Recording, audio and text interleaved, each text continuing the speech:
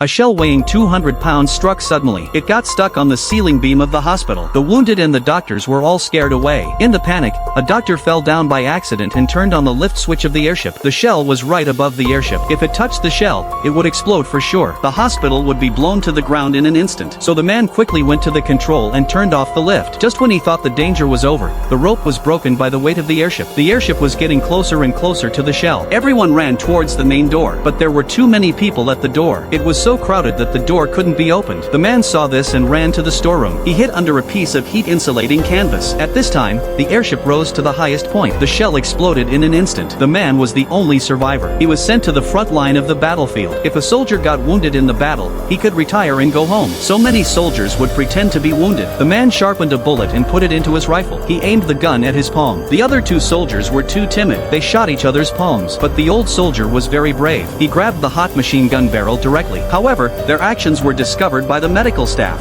They were sent to the court. Their self-harming behavior was regarded as desertion. But the front line was short of men at that time. The frontline officer found the general and asked him to pardon these deserters. The general didn't care about the soldiers' lives and tore up the pardon. They were forcibly moved from the trench and sent to the center of the battlefield. The first soldier raised a white flag to the enemy. His comrade couldn't bear to see it and shot him. Another soldier was very brave. He walked to the front of the battlefield and began to sing. He was knocked down by the enemy's bullets. The man hid behind a low wall and observed the enemy's bombing pattern. At this time, a shell suddenly exploded beside him. He was scared and ran to find a safer place. But before he could run far, he was blown up by another shell. Fortunately, the shell was not powerful. The man could still get up and crawl. He crawled into a nearby cellar to take shelter from the bombing above. A wounded German soldier entered the cellar. Before he could see the man, he died. The man immediately searched the German soldier's pocket for food. He changed into the German soldier's clothes and dog tags and then carefully left the battlefield. The soldiers who stayed above were very unlucky. They were being strafed by German fighter planes at that time. Do you think the man could successfully escape from the battle?